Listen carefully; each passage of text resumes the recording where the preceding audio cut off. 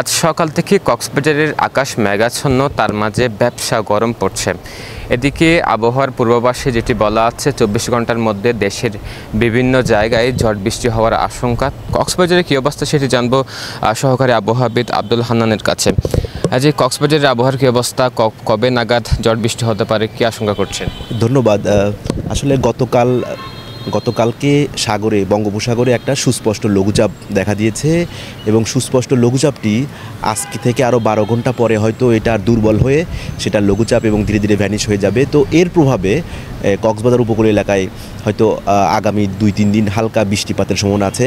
ইতিমধ্যে আপনারা দেখেছেন আকাশ মেঘলা থেকে কোনো সময় মেঘাচ্ছন্ন দেখা যাচ্ছে এবং আকাশে মেঘ থাকলে যা হয় অনেক সময় ব্যবসা গরম হয়, যেটা আমরা এখনও অলরেডি অনুভব করতে পারছি।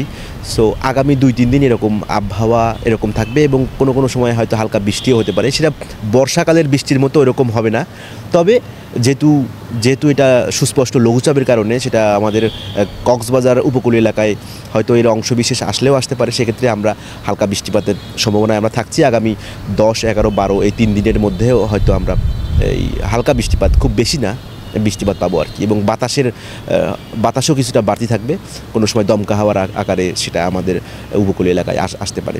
তবে এটা কি ভারী বৃষ্টি হতে পারে কিনা? না, ভারী বৃষ্টির সম্ভাবনা নাই। না।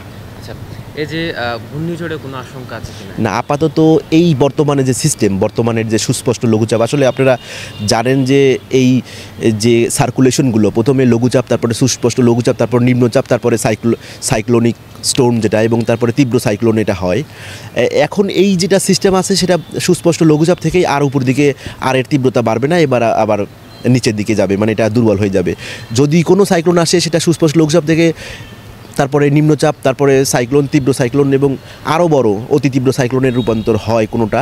তবে বর্তমানের সিস্টেমটা এটা আসলে এই সুস্পষ্ট লঘুচাপ থেকেই সেটা নিষ্ক্রিয় হয়ে যাবে কিংবা দুর্বল হয়ে যাবে। আর আপনারা জানেন যে এপ্রিল এবং মে মাস, এই 2 মাসে কিন্তু সাইক্লোন হয়। তো এইটা যদিও সাইক্লোন না হচ্ছে, কিন্তু পরবর্তীতে এই মৌসুমে সাইক্লোন হওয়ার কিন্তু চান্স আছে।